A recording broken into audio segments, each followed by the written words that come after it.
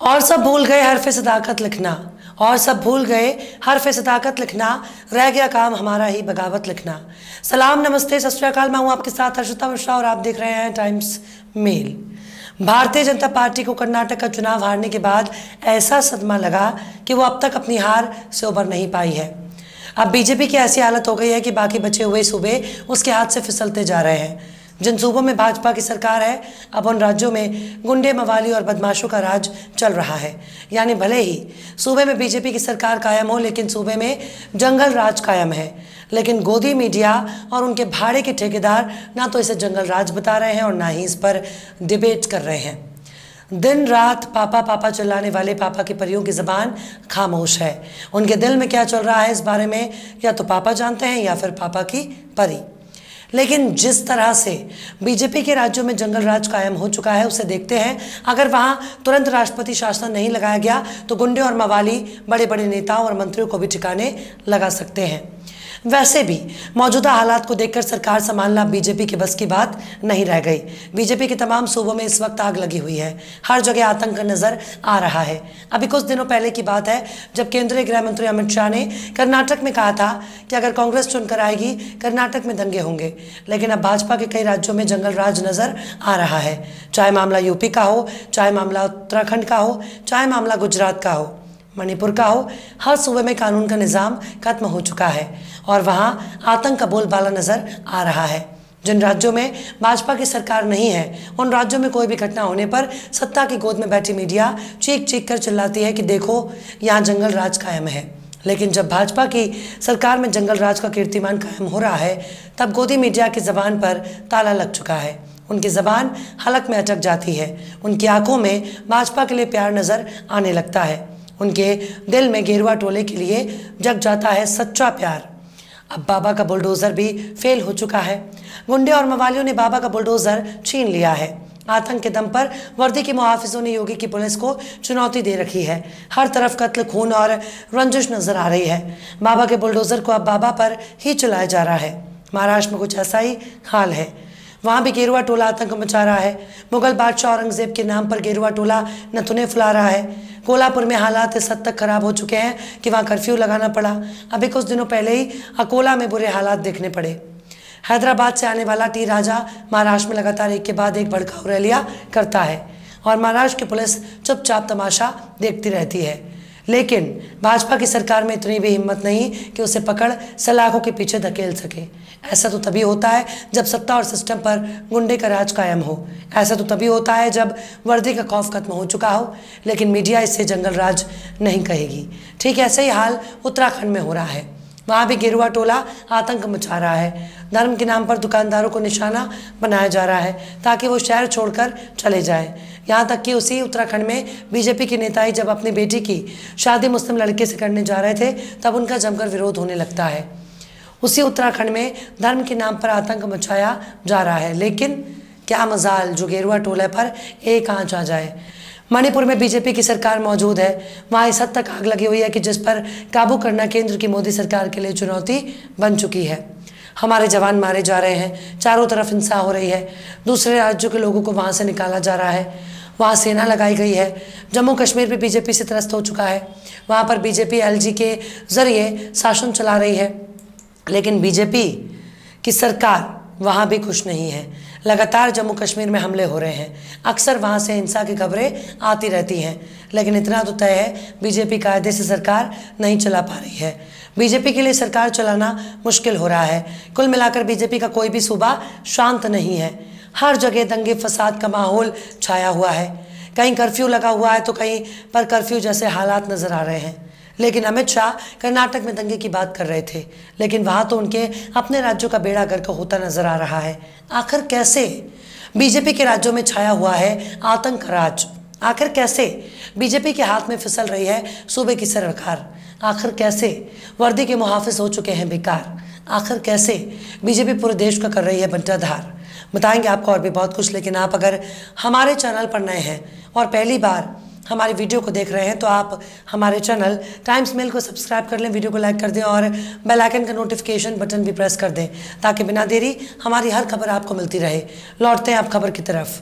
इस वक्त बीजेपी की जहां जहां सरकार कायम है, हर जगह आतंक मचा हुआ है, कहीं भी कोई सुबह शांत नहीं है। सबसे पहले बात करते हैं उत्तर प्रदेश की, जहां अक्सर बाबा का बुलडोज़र अपना कहर ढाता रहता है, लेकिन अब तो बाबा का बुलडोज़र फेल हो गया। अब गुंडे, बदमाश और माफिया यूपी में आतंक मचा रहे हैं और बाबा का बुलडोज़र बिल्कुल शांत बैठा है। गुंडे और बदमाशों ने अब बाबा पर ही बुलडोज़र चला दिया। कल तक योगी आदित्यनाथ की पुलिस मुंह से ठां ठां किया करती थी, लेकिन ठां ठां करने वाली पुलिस के बीच घुसकर कोई ठां ठां करने लगता है। और तो और योगी आदित्यनाथ की ठां ठां पुलिस ने जिनको सुरक्षा दी उनकी हत्या ठां ठां पुलिस की पहरेदारी में हो जाती है। खुद योगी आदित्यनाथ अपने सूबे की राजधानी को गुंडों के कहर से नहीं बचा पा रहे।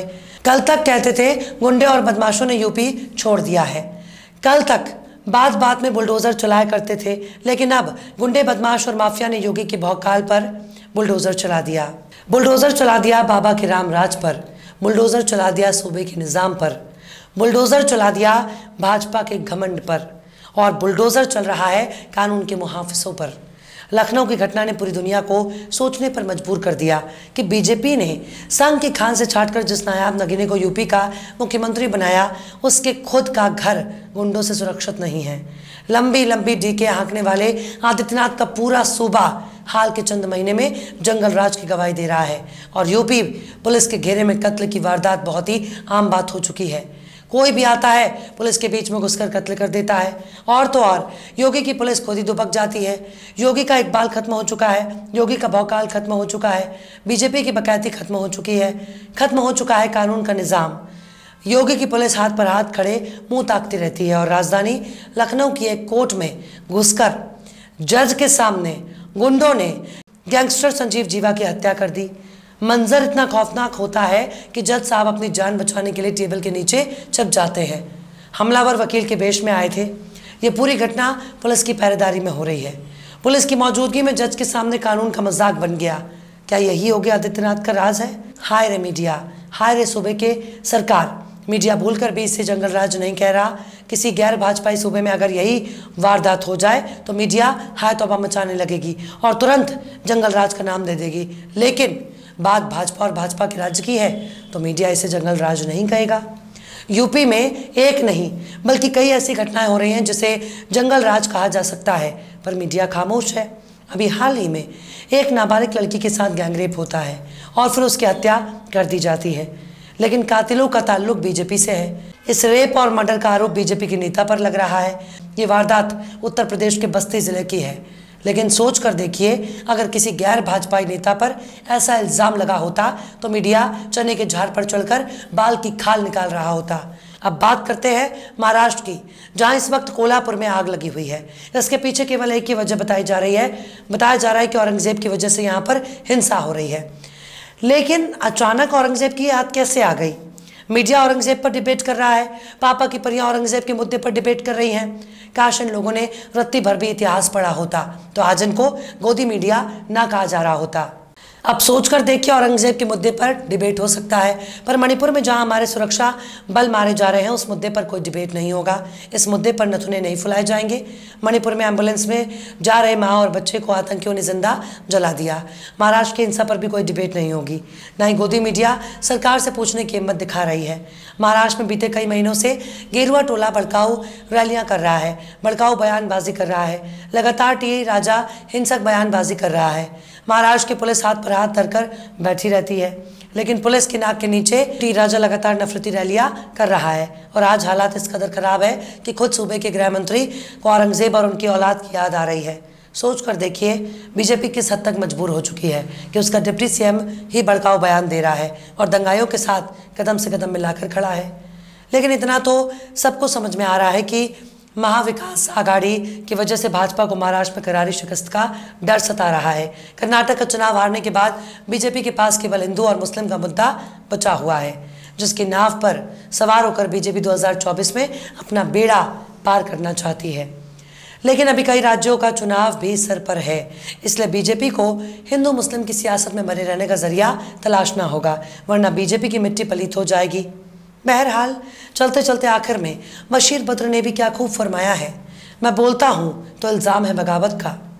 मैं बोलता हूँ तो इल्ज़ाम है बगावत का, मैं चुप रहूँ तो बड़ी बेबसी सी होती है। फिलहाल इस वीडियो में बस इतना ही। ये वीडियो आपको कैसा लगा कमेंट बॉक्स में ज़रूर बताइए। वीडियो पसंद आए तो लाइक करें। हमारे वीडियो लिंक को फेसबुक, ट्विटर, व्हाट्सएप पर अपने रिश्तेदार, यार दोस्तों को भी शेयर करें। और बेबाक, निष्पक्ष, स्वतंत्र पत्रकारिता को सपोर्ट करने के लिए आप हमारे चैनल टाइम्स मेल को ज़रूर से सब्सक्राइब करें। और हाँ, बेल आइकन की घंटी वाली बटन भी आप ज़रूर से दबा दें ताकि आपको हमारे आने वाले नए वीडियो की नोटिफिकेशन फ़ौरन ही मिल जाए। फिर मिलते हैं किसी और वीडियो में एक नई खबर के साथ। हर्षिता मिश्रा को दीजिए इजाज़त। जय हिंद। तो देख लिया आपने हमारे इस वीडियो को। हमें उम्मीद है कि आपने हमारे वीडियो को लाइक किया होगा और दूसरों को भी शेयर किया होगा। अगर अभी तक आपने हमारे चैनल टाइम्स मेल को सब्सक्राइब नहीं किया है तो जल्दी से सब्सक्राइब कर दें और बेल आइकन भी प्रेस कर दें।